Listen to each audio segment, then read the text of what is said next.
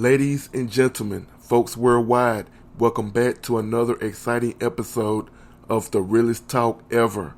The Realest Talk Ever? Dude, it's the realest talk ever. Before I get started, I want to give all praise to the Most High. The topic of the day is the MLK Dream is really a nightmare.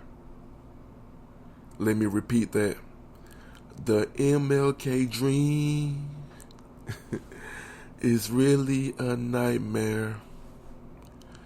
Booga, booga, booga, booga, booga. Let's be clear. I'm not trying to make a video to attack, MLK in any way. I'm just simply asking questions as to why he's celebrated the way he's celebrated. Because you have other civil rights leaders that is not, celebrated like this man is. And what he's most famous for, a speech. That's the most famous thing that he's known for. We have to be clear. We have to be real. Like, I have a dream speech. Like, first of all, let's define, dream, the key word. He had a dream. Okay, we all have dreams. Like, what's so special about a man having a dream? Like, seriously. And it's coming from me, a quote unquote, a black man. Like, I like to ask questions like, what's so special about a man having a dream? And the answer is, it's nothing really special about it, because we all have dreams. And some people have more prophetic dreams than this man said he had a dream about. Talking about, black and white people, being together. And it's only because they knew then they wanted us to be together, as far as mingling with each other. And they know if, we was to I would say integrate, it's going to be a lot of interracial marriages in the future. That was the dream was really about, mingling with, the races. But the only difference is, you probably can mingle with them, but they won't get none of the privileges of this country, for real. It's like some of them, they might let them get rich. But you have to join certain organizations to become rich in this country. It's not about just selling and, making money. It's deeper than that. You have to join certain organizations when you make a certain amount of money. When you hit a certain tax bracket. You have to join somebody. Just the way it is. But what I'm talking about, the topic, I don't want to drift off too much, but, like I said he had a dream, but to believe in a dream, or to even know what he's talking about a state of unconsciousness. You know what I'm saying? Because that's what happens when you dream. You're not conscious to the real world at that time. Let that sink in for a minute. You're not conscious to the real world while you're dreaming. And, MLK is known around the whole globe for having a dream. For, I would say, keeping us in a dream. Every year they celebrate this man's birth. And I always ask the question, why? And people say, like, why you questioning it? And those people, right? Those be the black people. They always ask me, like, why am I questioning a black man having a national respected holiday? I just ask questions, of why he's so important for just having a dream. I just had a dream last night. It was probably prophetic, who knows? But I'm saying that to say, since then, did no one else, had a dream or was famous for having a dream? And it was because, they wanted one man for their job, and it's like he's a legend after his death, his quote unquote death, because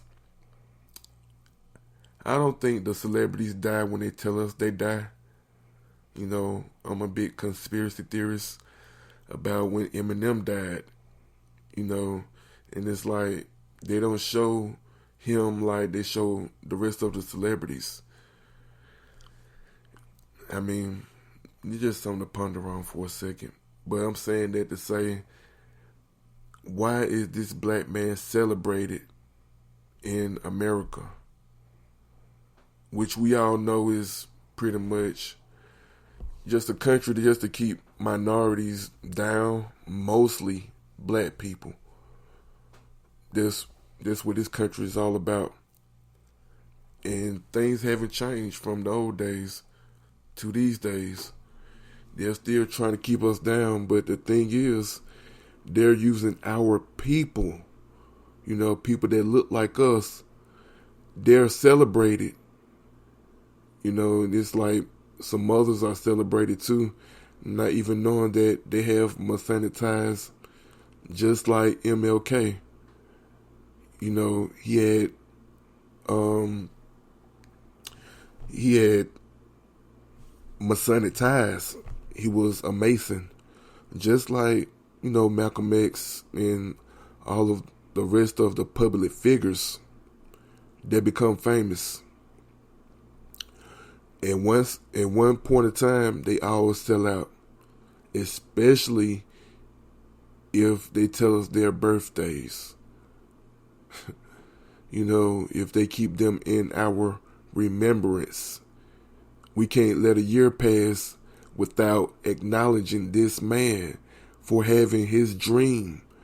And like I already illustrated what a dream is, you have to be unconscious to the real world and enter, another world. And that's what he's given us.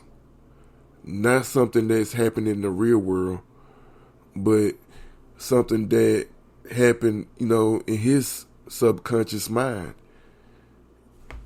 That's what a dream is. But he's so famous for a dream, a speech. And the world is constantly praising this man, not even realizing why they're doing it. It's like when Sidney Poitier died, I was expecting for it to hit the all of the main media blogs, and it's only but a few celebrities that gave him homage, but for the most part, they didn't really celebrate this man like they celebrate the others. And we have to ask the questions, why? We'll figure that out on another show. But it's just something that just hit my mental.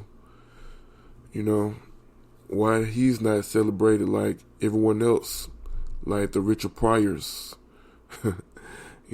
stuff like that. We have to understand that because Richard Pryor was a Mason. I mean, look it up yourself. Just type in their name, in Mason behind their name. It's something going to come up. just like it always did for me. I mean, maybe they're slowly suppressing it and censoring it, but it's up to you if you want to find that truth. It's out there. Like I put at the end of my visual content, the truth is out there. It's just up to us to just question things. Question me. Even question my motive for even doing this show. Question everything. And I'm gonna leave y'all with a little message. Something that just happened to me recently, and I'm just gonna share with y'all. Don't celebrate me as a celebrity. I'm no one's celebrity. Just because I have information and I'm just talking about my experiences doesn't make me a celebrity. Or anyone else for that matter. It's like you might resonate or, understand what they're talking about, their pain and their struggle, but that's all it is. You just resonating or just really, I would say, feeling or, just understanding where that person is coming from, in the way they're elaborating or putting it, got you, just like in awe, like, but like for me, like I said, I'm not no celebrity. I'm no one's celebrity, and let no one deceive you, I'm gonna say, look that up too. I don't know the Bible verse like verbatim. I would say just research it. Let no man deceive you. As far as like these dudes that was once on YouTube, now they got a Spreaker show, just like mine's.